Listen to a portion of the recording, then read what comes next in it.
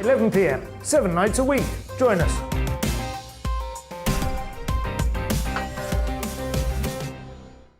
Hello there, I'm Eamon Holmes. And I'm Isabel Webster.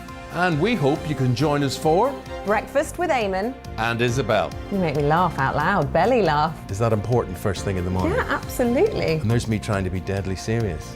News is a serious business. Yeah, I have to rein you in sometimes. Well, it doesn't stop us laughing at it. It doesn't stop us having an opinion on what's going on. Yeah. And it certainly will not stop us reflecting what you think. Weekdays from 6 to 9:30 on GB News. I'm Dan Wootton. Join me Monday to Thursday from 9 to 11 for the feistiest and most fun news debate on TV, where free speech reigns. I'll bring you a sharp take on the day's biggest stories, bombshell newsmaker interviews, and A-list guests. And I guarantee you, no spin, no bias, no censorship, and no reason to go to bed. That's Dan Wootton Tonight, Monday to Thursdays from 9 on GB News.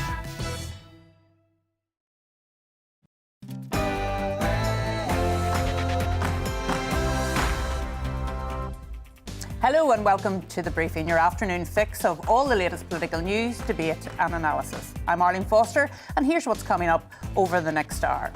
After a long string of controversies, Cressida Dick has resigned as Chief of the Metropolitan Police. We'll talk to our GB News Home Affairs Editor, Mark White, and a former Chief Superintendent of the Metropolitan Police.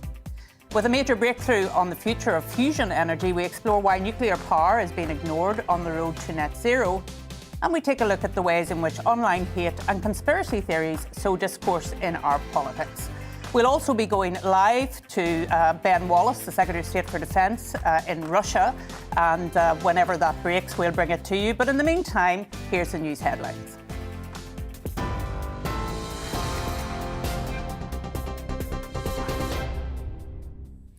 Good afternoon, it's 3 o'clock. I'm Rhiannon Jones in the GB newsroom. The Home Secretary says the next Metropolitan Police Commissioner faces stark challenges. That's as she begins the process of choosing Dame Cressida Dick's replacement. Priti Patel says the culture at the force and the behaviour of its officers needs an overhaul by a new leader. Dame Cressida announced her departure yesterday after losing the confidence of the London Mayor in the wake of a series of scandals. Former Scotland Yard detective Peter Blexley told GB News Dame Cressida's position has become untenable.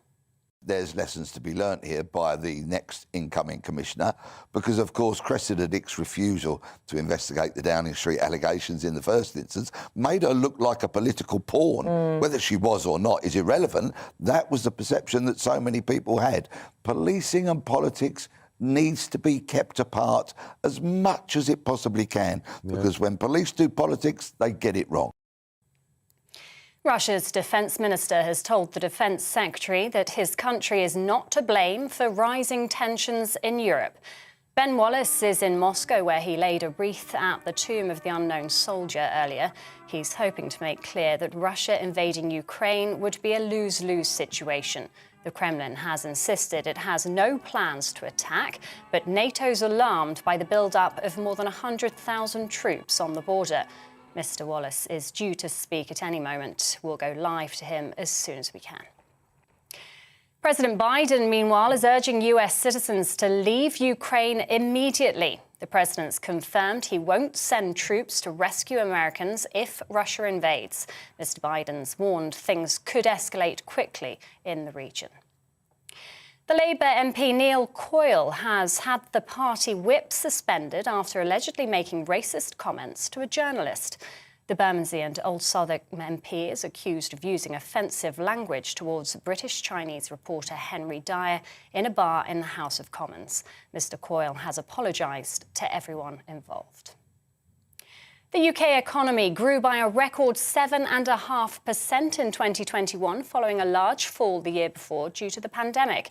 Official figures show GDP grew by 1% in the final quarter last year, despite the impact of the Omicron COVID variant in December.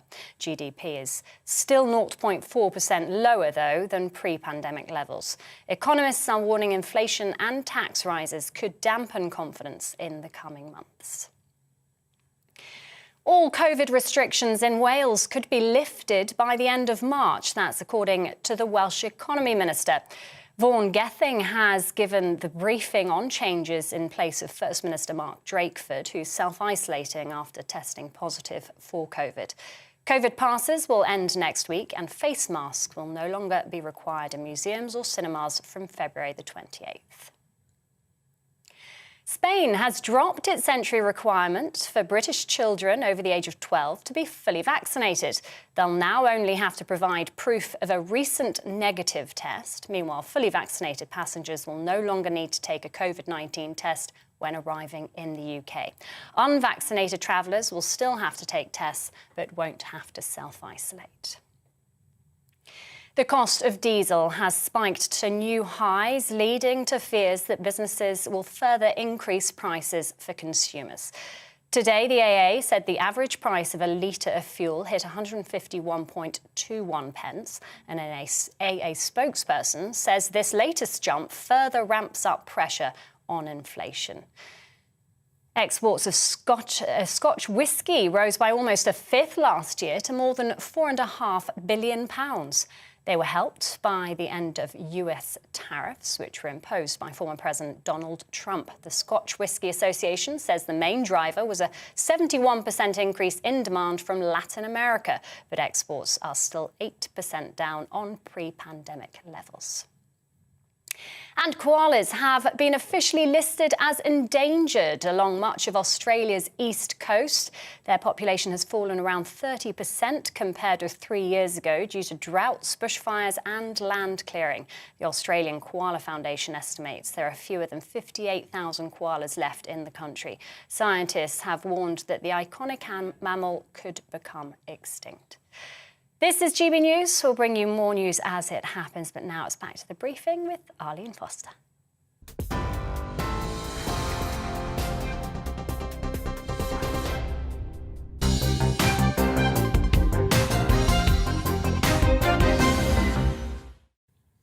And welcome back to the show. The Met Commissioner, Cressida Dick, resigned last night. She was left, she said, with no choice but to do so after losing the confidence of the Mayor of London. It came as a bit of a surprise, however, because hours earlier she had confirmed in an interview that she had no intentions of going anywhere. The resignation came after a number of failures in the Met Police, accused of not tackling a culture of racism, misogyny, homophobia, bullying and sexual harassment, to which she has had to apologise previously. Joining me now to discuss this is our GB News Home Affairs and Security Editor, Mark White. Mark, thank you for joining me this afternoon. This is a rolling story all day. She was, of course, the first female Met Commissioner, and that in and of itself was quite an achievement for her, wasn't it? Yes, absolutely, and someone who I've known for the last 5 years, someone I've always found as very fair, level-headed, someone with integrity, but of course commanding a very significant, the largest police force in the country, trying to do what is the most political of policing roles, and also having the difficulty of straddling a London mayor, a Labour mayor and a Conservative Home Secretary, trying, if you like, to satisfy two masters, and they're competing at times, they're competing demands from what they want from their Metropolitan Police Commissioner. But it was those scandals, of course, that really plagued her time in office. Number of different incidents involving, of course, the most notable, the murder of Sarah Everard by one of the Metropolitan Police's own officers, the rape, abduction and murder of Miss Everard, and then the subsequent vigil that took place, which was rather badly handled in terms of the public order policing element of it by the Met. Then, of course, we had also the murders of the two sisters in North London, in Wembley, Biba Henry and Nicole Smallman. After the murder, two police officers who should have been guarding the scene instead were taking selfies next to the sisters' dead bodies. Then just last week, police officers based at Charing Cross Police Station in central London were shown, according to the police watchdog, to have exchanged very inappropriate messages, misogynistic, homophobic, racist messages. So a number of different incidents over the months and years that, as the commissioner at the very top of the institution. She has had to accept ultimate responsibility for, but it shouldn't be lost on anybody that those carrying out those acts that were highly unacceptable, of course, and in the case of Wayne Couzens, a murder of Sarah Everard, were all men. She was the first female commissioner in that job, the first openly gay female commissioner in that job, so representing a lot of the areas and the diversity that the Met has been striving for over the years as well. But Sadiq Khan clearly has decided that he has no confidence in Cressida Dick, and that left her with no choice, despite the fact that the Home Secretary here had given her an extension of another 2 years to her contract. She felt she had no choice but to go, Arlene. Yes, Mark, and it is a strange setup insofar as the Home Secretary appoints, as I understand it, the Chief Constable, but it is done in consultation with the Mayor of London. So it appears that if either loses confidence, then the Chief Constable obviously felt she could go. I suppose sometimes we talk about if you want to make a choice between a good general and a lucky general, give me a lucky general. Has she been incredibly unlucky, or has she brought this on herself, Mark? I would say she's been incredibly unlucky that there have been these very high-profile, disturbing incidents that have come to the fore in recent years. But if I think back on the other Metropolitan Police Commissioners that I've covered in about 18 years as a Home Affairs correspondent based down in London, I don't know one of those who was not embroiled in controversies for at least part of their period in office. It is just a controversial role. You are dealing with more than 30,000 officers, the same again in the number of staff. And of course, incidents do happen from time to time. It is also a job that has national importance. You are in charge of counter-terrorism policing across the UK, royal protection policing. A lot of the decisions that are made by the Commissioner in London have UK-wide ramifications. It is a very important role. As I say, it is often dogged by controversy, and whoever they get in the role, Mayor Sadiq Khan clearly feels he has no confidence in Cressida Dick. But I can assure you that within months of the next Commissioner taking up that post, there will be controversy that they have to deal with as well. And then maybe the London Mayor might just find himself a bit more exposed than he is at the moment. OK, Mark, thank you so much for joining us there outside the Home Office. I'm now joined by the former Chief Superintendent of the Metropolitan Police Force and author of Black and Blue, Parm Sandhu. Parm, thank you so much for joining me this afternoon. And of course, you will have heard our Home Affairs member say there that it is an incredibly difficult job, probably the most difficult job in policing anywhere in Europe. Would you agree with that? And do you think that it was right for Cressida Dick to resign, or was she put under incredible pressure? I think that, first of all, thank you for having me on your show. And I would like to credit Cressida Dick with leading a very, very difficult, complex force. And it is a challenging role. And she was the first woman and the first openly gay woman as well. So you do have to give her credit for that.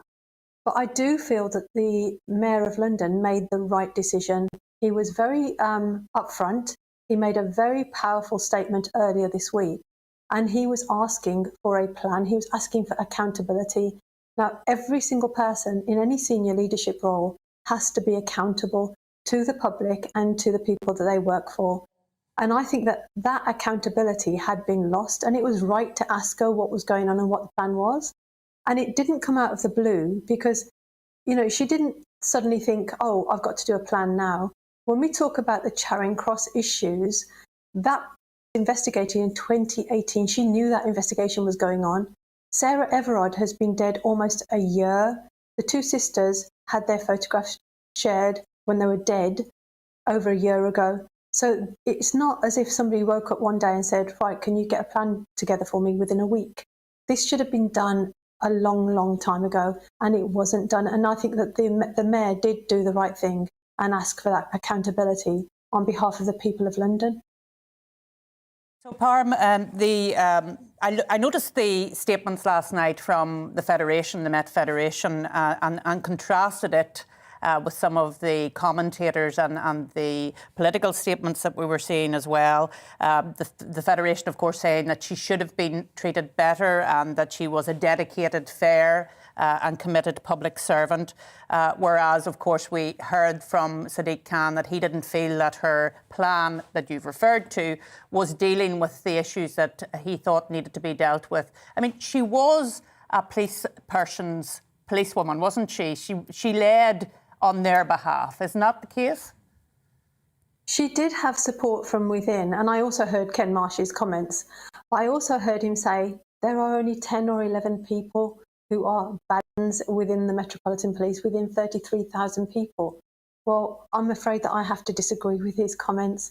And I think that what went wrong for the Commissioner was that she stopped listening. She wasn't listening to the public, and she wasn't listening to the whole of the police service. She surrounded herself by a certain number of individuals, and she was listening to them.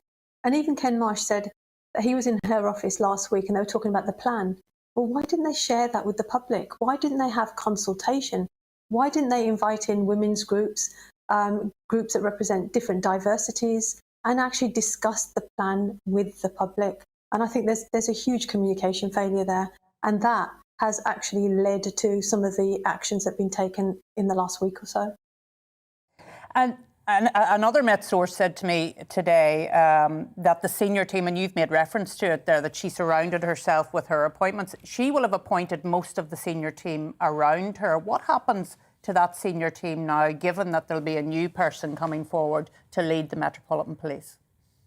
Well, some of those senior individuals will obviously stay, but that will depend on who comes in and if they want to bring in their top team with them.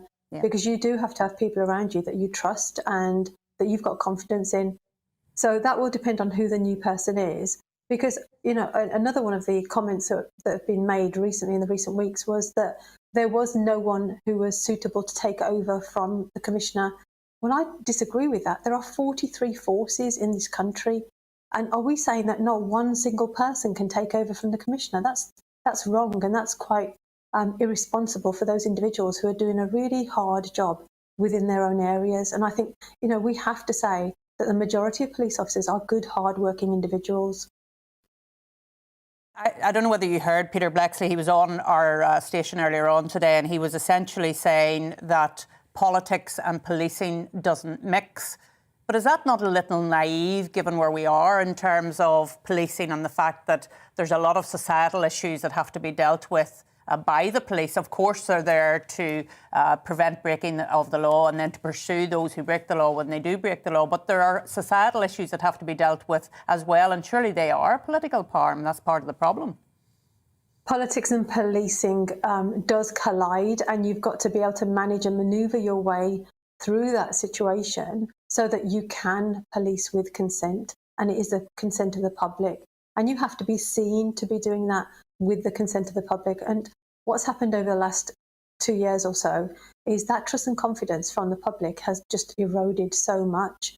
And that is because of this, you know, where the politics and the policing have got entwined, and they shouldn't have done, but they do. And you have to deal with it, and you have to get on with it. Between some of those issues that we've talked about has caused Cressida Dick to step aside last evening. I suppose finally my question, Parm, would be, are we expecting our top police officers to do too much, or are we expecting more from them? Or should we expect more from them? I don't think we're asking top police leaders to do too much. We're just asking them to do the job that they signed up for. And that's where the accountability comes into it. Cressida knew what the job was when she took it on. And she had a duty to every single person, every single member of the public. And my biggest fear is that we are going to have people out there who are victims, who are going to be too frightened to pick up the phone because they have lost trust in policing. And that's what we need to be really alive to. Well, we absolutely do, Parman. Thank you so much for joining me this afternoon. It's been fascinating to speak to you this afternoon. Thank you. So next, we're going to explore the major breakthrough on the future of fusion energy. We explore why nuclear power is being ignored on the road to net zero. We'll see you shortly after the break.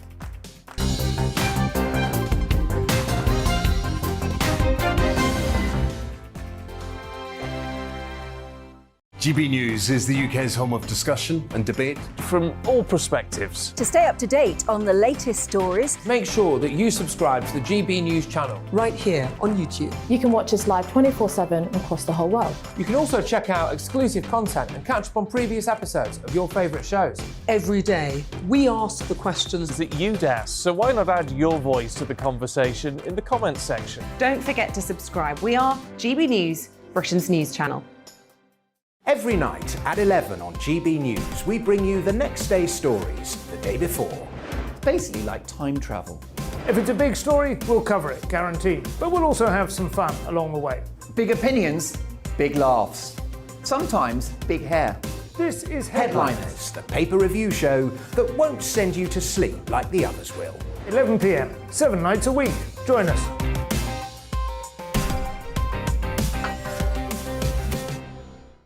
Hello there, I'm Eamon Holmes. And I'm Isabel Webster. And we hope you can join us for Breakfast with Eamon. And Isabel. You make me laugh out loud, belly laugh. Is that important first thing in the morning? Yeah, absolutely. And there's me trying to be deadly serious. News is a serious business. Yeah, I have to rein you in sometimes. Well, it doesn't stop us laughing at it. It doesn't stop us having an opinion on what's going on. Yeah. And it certainly will not stop us reflecting what you think. Weekdays from 6 to 9:30 on GB News.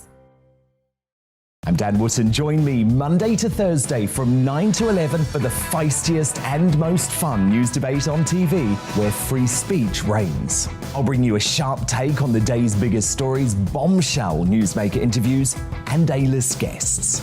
And I guarantee you, no spin, no bias, no censorship, and no reason to go to bed. That's Dan Wootton tonight, Monday to Thursdays from 9 on GB News.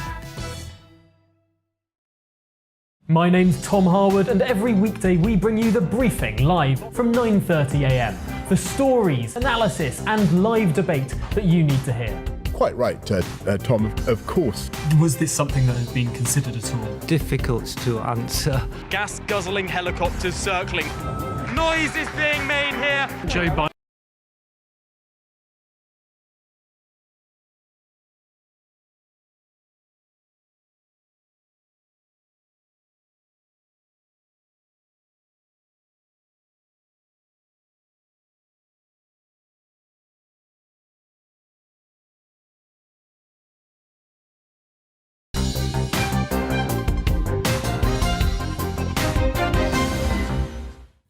So we're going live now to Moscow, where Ben Wallace is hosting a press conference.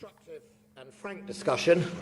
I was grateful for Minister Shoigu agreeing to meet with me to discuss a range of issues, including the ongoing tensions around Ukraine and the border. We discussed in detail, obviously, Russia's draft treaty that it offered up to NATO and addressed a number of the points. We also both agreed on the importance of the implementation of the Minsk agreement as a clear way forward.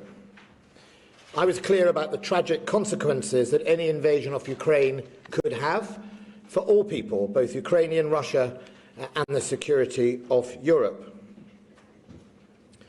We listened to the assurances given by Minister Shoigu and indeed General Gerasimov that they would not invade Ukraine. And we urged dialogue as a way through to address any concerns that the Russian government may have. I reasserted that our concerns in the West and NATO was as much about the right of a country to choose its future and its alliances as it was anything else. And that right of choice is a choice that has been underpinned by numerous treaties and declarations signed by both Russian governments and indeed Western governments over many years, as far back as the 1970s. I'm very grateful for the meeting today. We discussed other subjects around terrorism and indeed improving our bilateral relationship, as well as looking at confidence-building measures to make sure we address the perceptions that both NATO is more than defensive, when in fact it is a defensive alliance, and indeed other worries that both sides may have. Thank you. Thank you, Secretary. First question goes to the BBC. Harry, Olga. BBC is over here.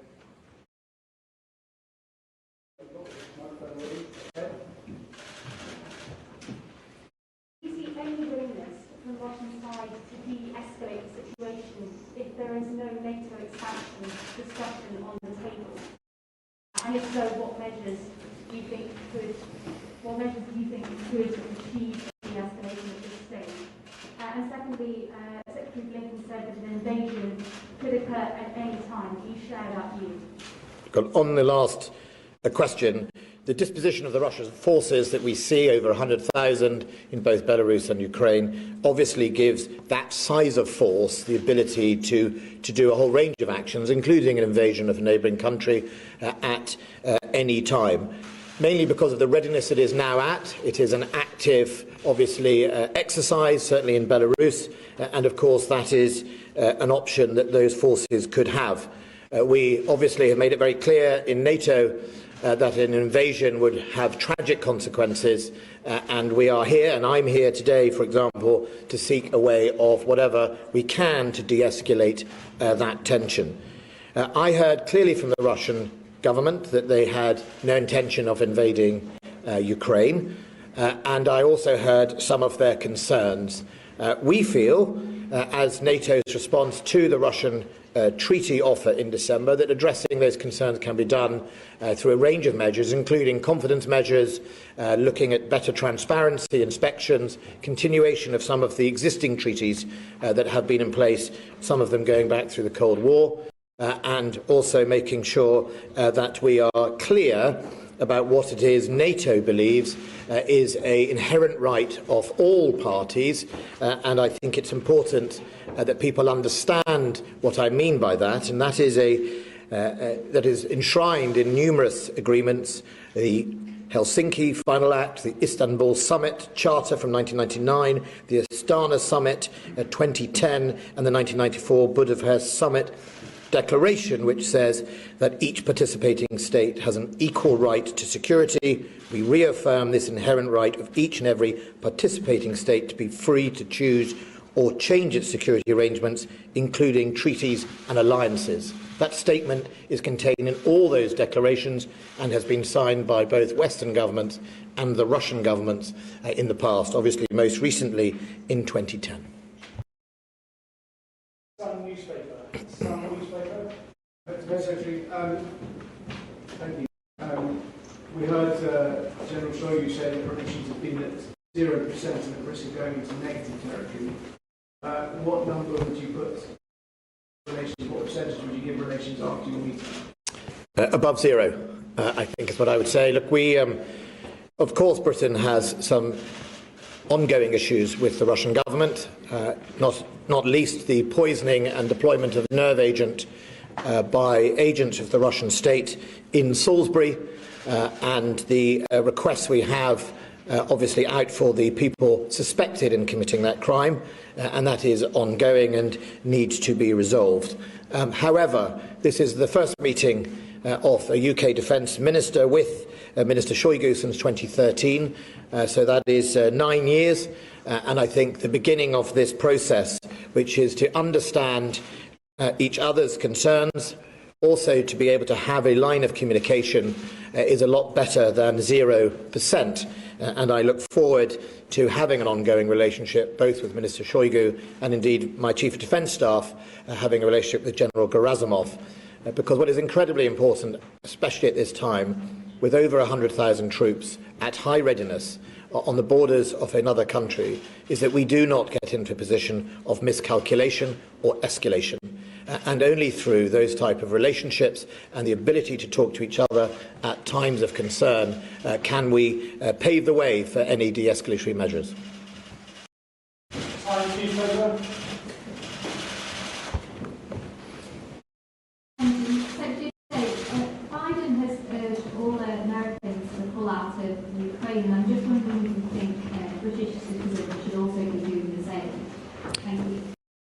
Well, there's existing travel advice at the moment out that does not, as yet, say no. All British citizens should leave Ukraine. It says only travel where necessary to Ukraine. We think that's currently the right status to reflect where we are at in the tense situation. Obviously, that's kept constantly under review by the Foreign Office. And should anything change, we'll of course make sure you are and the media are the first to know, as well as the people in Ukraine.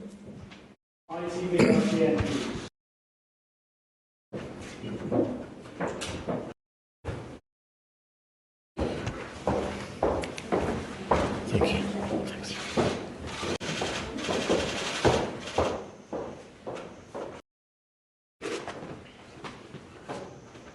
Good evening, Secretary of State.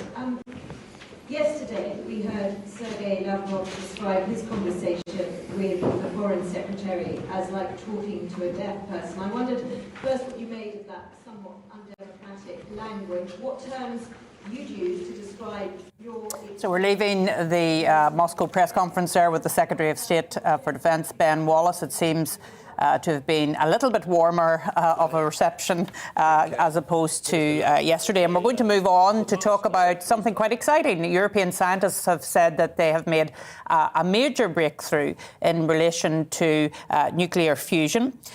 Those are the claims that have been made, and I'm going to speak now with someone who knows about this, someone from Net Zero. Harry Wilkinson is joining me now to discuss this. He's head of policy at Net Zero Watch.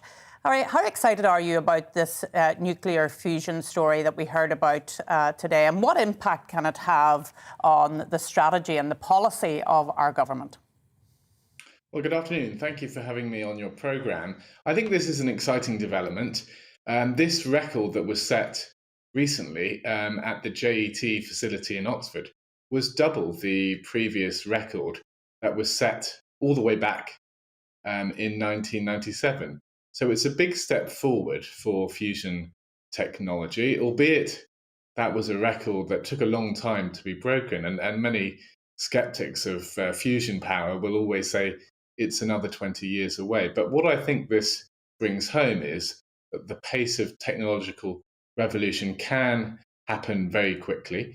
And we don't know what sort of technologies will eventually create most of our energy in the future. So I think from a public policy perspective, this is something we should welcome and make sure that we have the energy market that can adapt quickly to new technological developments. At the moment, we have a big problem in the sense that we've separated capacity as an issue from generation. So we have auctions for renewable energy called contracts for difference, and then we have separate capacity markets. And what this means is that renewable energy generators don't actually cover their intermittent periods. And so what should be happening is nuclear power should be competing with renewable technologies that claim they'll be able to provide backup through improved storage facilities in the future. That competition needs to happen in the marketplace.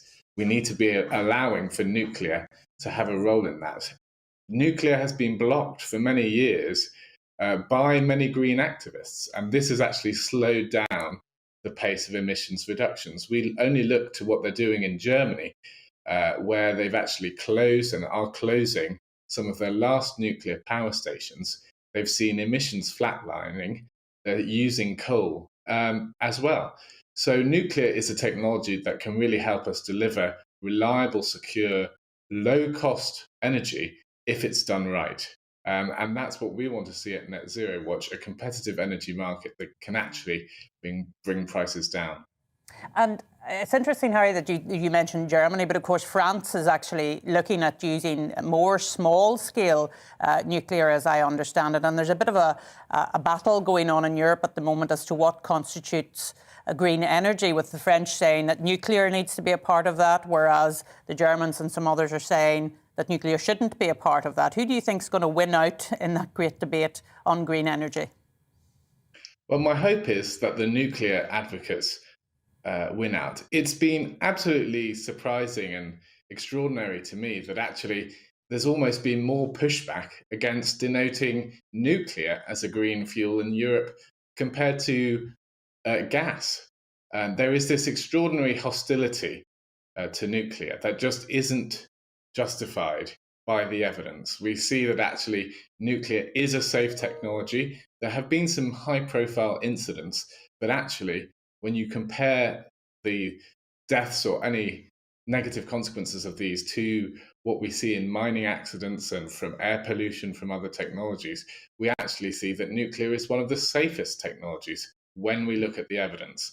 So this hostility that we're seeing from Germany and Austria and some other European countries is actually holding back emissions reductions in Europe. But I think the EU was actually right to say that both nuclear and gas are green fuels, and we're going to have to be using them for many years to come, whether we like it or not. So there is an important debate to be had here. Nuclear and is clearly... And I'm sure as well, Harry, that you're encouraged by the fact that the Business Secretary, Kwasi Kwarteng, is now talking about gas and oil as transition fuels towards net zero, because before now it was as if we were going to just cut off gas and oil. But now it seems to be, maybe it's just me, but I think there's a change in emphasis in relation to how we use gas and oil in a transition towards what is hoped to be net zero. I certainly hope so. Whatever your ambition is for getting emissions down, oil and gas are going to be around for much longer. And you're right, Kwasi Kwarteng just recently announced the approval of 6 new oil and gas fields in the North Sea. The North Sea has been declining in its output for some time. We need to press further to actually make sure we increase that output, because using our own gas, using our own oil is actually better for the environment than importing it from other countries. It gives us that energy security that's also vital. You just cut away to a press conference about Russia's interference in Ukraine, and actually the more that we can be avoiding having to rely on Russian fossil fuels, the better. This now needs to apply to onshore as well. This was talking about the North Sea, but still we have this absurd moratorium on shale gas. And that could generate so many jobs for people, particularly in the north of the country, who are crying out for high-skilled, well-paid jobs. And the shale gas moratorium makes no sense in that context. Well, certainly, thank you, Harry, for coming on the show. Certainly, the geopolitics of energy is coming very much to the fore, as you say, in the Russia-Ukrainian dispute, and indeed elsewhere as well. So thank you for being with us this afternoon. And coming up after the break, we'll explore how online hate is sowing division in politics. See you shortly.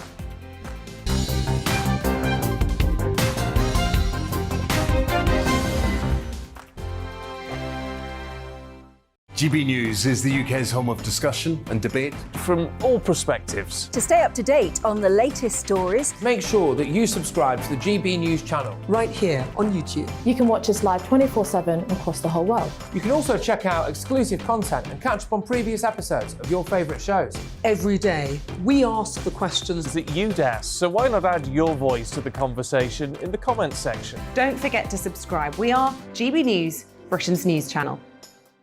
Every night at 11 on GB News, we bring you the next day's stories the day before. It's basically like time travel. If it's a big story, we'll cover it, guaranteed. But we'll also have some fun along the way. Big opinions, big laughs. Sometimes big hair. This is Headliners, the paper review show that won't send you to sleep like the others will. 11 p.m, 7 nights a week. Join us.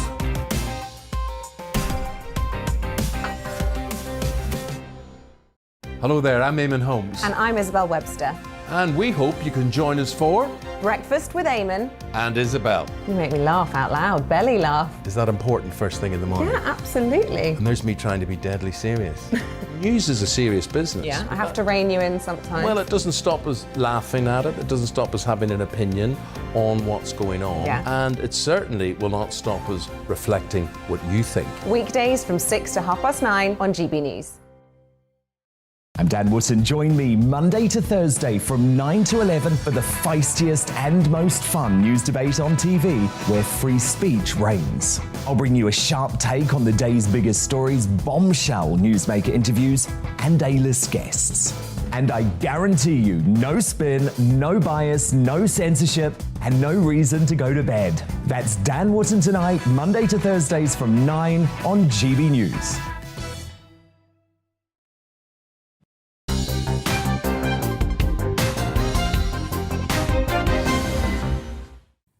Welcome back. It's 3:38.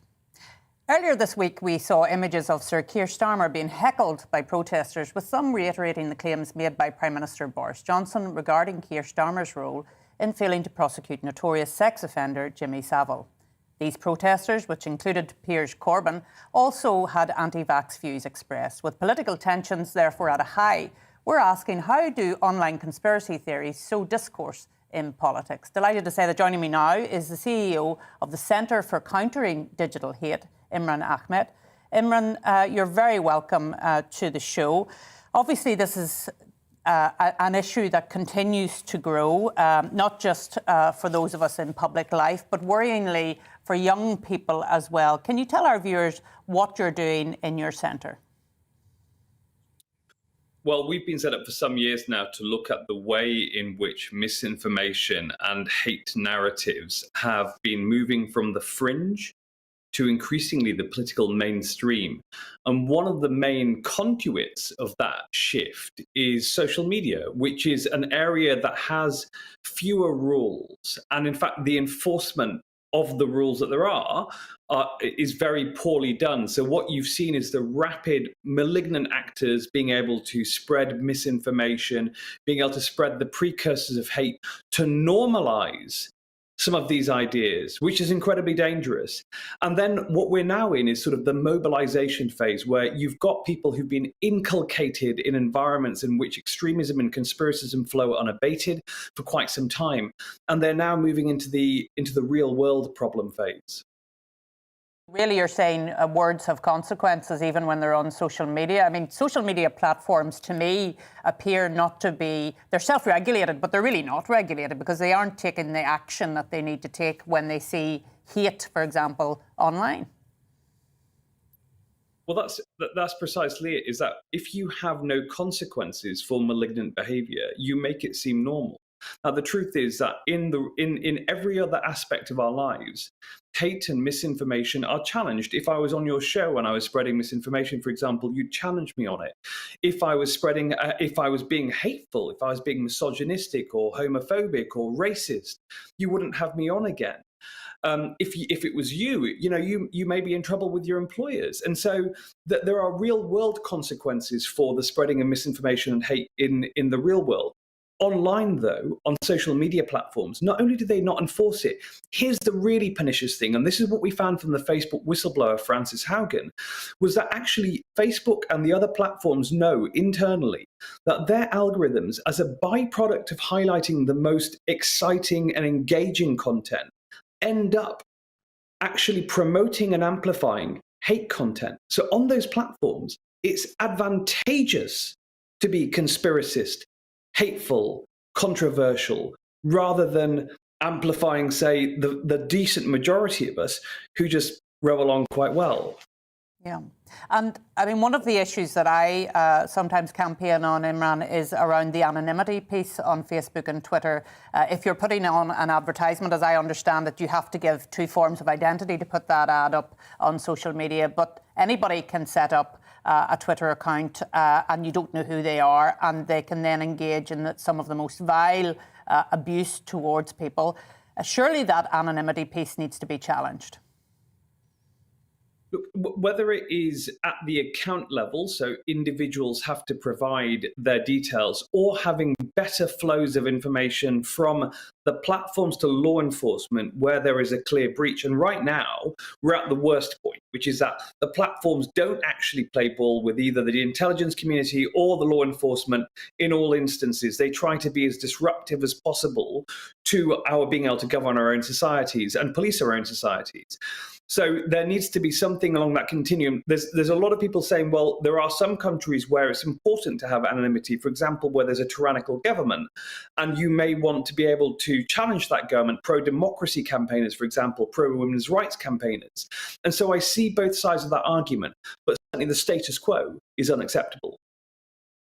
I couldn't agree more, because the safety and security, particularly of young people, I feel, and I mean, I've known of some horrific cases, even in the UK here, where people have taken their own life because of what they have witnessed online.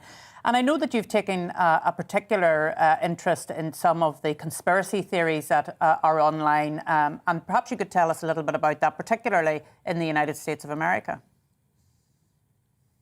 Well, I mean, the US, which is where I live, is a country that has suffered the real world effects felt in lives lost of misinformation and conspiracy theory, whether that is the spreading of the big lie by advocates of Donald Trump, which led to the Capitol riots down the road from where I live, or it is the misinformation about vaccines, which has caused so many people to be in ICUs, gasping for breath, telling their doctors, but I thought the vaccine would harm me, and those people have gone on to die. The real world impact of these things is becoming more tangible. I think that's why, I mean, in December, I gave evidence to Congress, to the House Energy and Commerce Committee, to talk about bills that were being brought forwards already. Because I think after 2021, in which both when it came to vaccines and when it came to the big lie about the election, the real world impact of online misinformation and hate has become only too clear to anyone who's looking at all. Imran, it's a small group of people, you would say, that starts some of these conspiracy theories. And I mean, I think we all accept that people have the right to challenge and to ask questions, for example, about vaccines, and they have the right to ask questions. But your point is that conspiracy theories are started by quite a small number of people, and then they spread on social media. So this is a core dynamic that we find again and again across a number of different problems on social media. The social media companies themselves have done studies confirming this. There was one just out the other day showing that just a few thousand commenters control the algorithm for Facebook, because they post so many comments and they add so much to the interactions that are seen on that platform that they actually weight information on those platforms towards bad information, not good information. And I think that's the key there, is that these platforms are not free speech platforms. They decide what you see. What you see is actually decided on what's most in their interests. It's not even about what you're interested in. It's what makes you stay on the platform so you can consume ads. And they've worked out their algorithms that actually conspiracism, highly emotional content, is the stuff that keeps you on the platform. We've got a study called Malgorithm, which looks at the algorithms that underpin these platforms. And what we showed was that on Instagram, if you follow wellness, it gives you anti-vax. If you follow anti-vax, it gives you anti-Semitism and QAnon. If you follow QAnon, it gives you anti-vax and COVID disinformation. So it's actually deepening and broadening people's extremisms and exposure to conspiracy theories. And again, we communicate as a species for a reason. We try to persuade people. Words do persuade. And people who are persuaded of fringe conspiracy theories and told that the world is collapsing around them and they need to do something, they might end up doing something terrible. Imran, a fascinating insight, and we could spend many, many hours speaking about it, I'm sure. But thank you so much for joining me this afternoon. That's Imran Ahmed, who obviously deals with that sort of area on the internet, and I found it fascinating. I hope you did too. So parliamentary recess is fast on its way, and we're going to end the show today with a roundup. My goodness, there's been plenty to speak about in Westminster this week. We're discussing also the Prime Minister, the Foreign Secretary, and we've just seen the Defence Secretaries diplomatic push to de-escalate tensions between Russia and Ukraine. And joining me now is Associate Editor of the Daily Mirror, Kevin Maguire, and political commentator Philip Blond. Very welcome to the show, both of you. And Kevin, if I can start with you, I don't know whether you had the chance to see any of the Secretary of State for Defence's briefing from Moscow, but to me, there was a very considerable change in tone from yesterday. What did you make of it? Yeah, well, it's quite interesting because you can talk tough but hope for the best, which I think is the position of the Defence Secretary, who have a lot of time for Ben Wallace. Actually, I think he's one of the cooler heads in the government. But it's still the case. The ball is in Putin's court. He will decide whether the tanks roll or whether they don't, whether he steps back or whether he's determined to have that conflict. But the stakes are very high for Putin, as well as the European countries. Yeah, absolutely. And Philip, what did you make of all of the interaction this week? Our Prime Minister was there, of course. The Foreign Secretary was there, and we've just heard from the Secretary of State for Defence. What do you make of the ongoing de-escalation diplomacy? Well, it's really difficult to work out what will be effective. If you read, as I have done, the general theory of the Russian General Staff, it's escalate to de-escalate. So the Russians have a strategy that if they escalate faster than anybody else, everybody else will de-escalate. And so it's a very dangerous doctrine because it makes it very difficult for your antagonist to anticipate what you're doing. Is it bluff or is it serious? And I think that the British have really been behaving extremely well. I think it's to a great compliment to our government that we're actually arming the Ukrainians, given that they're outside of NATO relationships and nobody wants to start a third world war. And we're arming them second only really to the Americans. And I think Biden's done a series of quite odd statements that have lowered the cost to Russia of intervening. And I think the British are doing what really must be done, which is to say, the costs of going in exceed what you might win. I think, though, if you read what Putin's written about Ukraine, and I have done, he regards his mission in world civilizational terms. And I really do fear he will invade because he views Ukraine as part of the natural province of Russia. He views the Ukrainians and the Russians as one people. And this, I think, stands very at odds with Ukraine, which is a country I know very well. You had revolts in Western Ukraine into the mid-1950s against Soviet incursion.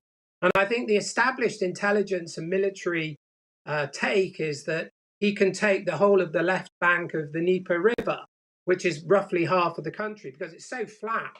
There's no terrain other than the cities for guerrilla or partisan warfare to take hold. So he's now looking at what are really quite marginal costs to him from the West versus what in his own mind are very, very great gains for kind of Russian civilization. And I think with that balance, and given that he's got nowhere to kind of de-escalate to that will save his face, I really think we are looking at an invasion. And I think it's really quite likely, and it's not clear to me what people can do other than they're doing to raise the cost to prevent him doing so. Yeah, interesting, Philip. And of course, we had, Kevin, an effort, I was going to say, to deal with some of the Partygate stuff earlier on this week when we had a mini reshuffle. What did you make of that reshuffle earlier on this week? Yeah, the Prime Minister's in a precarious position still, so he's trying to shore up his positions by basically putting loyalists into the Whip's office, surrounding himself with people who want him to survive because they rely on his patronage. They may not be there without him being there. It certainly bought him time in the short term, and he's got to the recess, so he's got a breathing space for a fortnight or so. But he still has a lot of threats. away from the Partygate affairs, you've got all the problems with the NHS waiting lists going up. You've got inflation going up very rapidly. You're going to have those tax rises, which are creating problems. But Partygate itself, you've got the Metropolitan Police about to send out to more than 50 people in and around Downing Street those questionnaires, which have legal force, asking about parties. We expect the Prime Minister to get one. We expect the Prime Minister's wife to get one. And on the back of that, he may get a fixed penalty notice, as she may too. And this is all before the full Sue Gray report is published. So it's very precarious, because if he does get a fixed penalty fine, and his people are trying to put pressure on the Met not to give it, the briefing to the Times today saying the Met must be, and I'm just looking at it now, very certain and has a degree of discretion. It's almost as if Downing Street is trying to interfere put pressure on that decision. You might expect it to be done privately, but now it's emerging publicly, because if he does get a fine, it means he's guilty, and then his position, I think, will be incredibly difficult to maintain. Although we saw with John Major, one of his predecessors, no love lost between the two, saying already he thinks he should go because parties were held, despite the previous denials of the Prime Minister. And certainly, I think if he is fined, and he could be fined anything between 200, I think he's unlikely to go to the £10,000 level, but that's the range of penalties. More than 100,000 people have had these penalties. If he joins them, I think there'll certainly be a leadership challenge, without question. And Philip, Kevin has mentioned the spectre at the feast, if you like, the former Prime Minister John Major and his intervention this week. What did you make of that?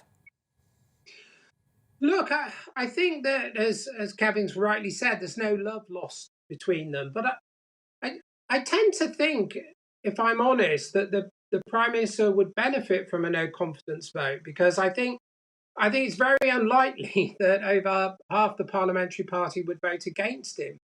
Not least because it's not at all clear that anyone who would replace him would hold the current majority. I think he remains the most popular Tory MP, I think, who could lead the party.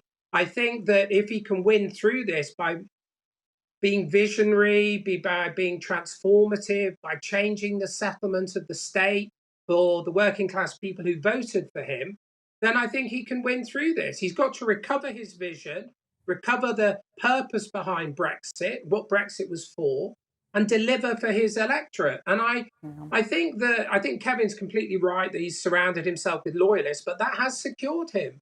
And I think that what you have is a lot of his enemies attacking him for what... So, Philip, I'm sorry, I'm going to have to interrupt you, and I wish we had longer to speak about Cressida Dick and all sorts of things, but unfortunately I've run out of time this afternoon. So you've been watching The Briefing with me, Arlene Foster. The show is back every Friday from 3 p.m. Up next, it's Nana Akua.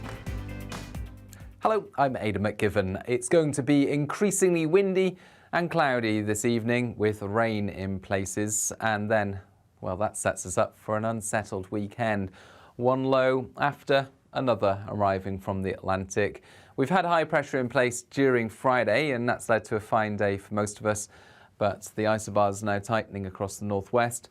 Rain soon arrives during the evening into Northern Ireland, Western Scotland as well, falling as snow above 300 or 400 metres for a time across Scotland as well as the Pennines. But eventually the strong and in places gale force southwesterly winds will bring milder air, so that turning to rain at all levels. Ahead of it, eastern England, perhaps a touch of frost in places first thing during the night, but temperatures rising by dawn, and as a result it's a frost-free start for most, but it's a windy start. The coastal gales in western Scotland transferring to Irish Sea coasts. The rain initially light and on and off, turning more heavy and persistent for northern England, Wales, and pushing into the Midlands as well as southwest England by the afternoon. To the southeast, staying dry and bright, 8 Celsius here. To the north, Scotland and Northern Ireland, blustery showers, but a little milder, 10 or 11 Celsius. It's within this central zone, Northern England into the Midlands, Wales, and then eventually southern parts of the England, where we're going to see some spells of rain into the evening, easing off for a time before the next bout of wet and windy weather arrives by dawn into western parts of Wales and England. On Sunday morning, we'll start off with temperatures at around 5 to 8 Celsius in most places. Some brighter spells for eastern and northern Scotland at first. But for the vast majority, it is a wet and windy day. Coastal gales for the south coast of England. The most persistent rain affecting parts of Wales and Western England. Risk of disruption in places from that accumulated rain through the weekend. Monday and Tuesday stays very changeable. We've got a big Saturday for you on GB News. From 6 a.m, it's breakfast with Stephen and Anne. At 10, join Esther and Philip for the Saturday selection. Alistair, Darren and Nana take you through the day. And don't miss Neil Oliver Live at 7 p.m. At 9, it's Mark Dolan Tonight, followed by Headliners. That's Saturday on GB News.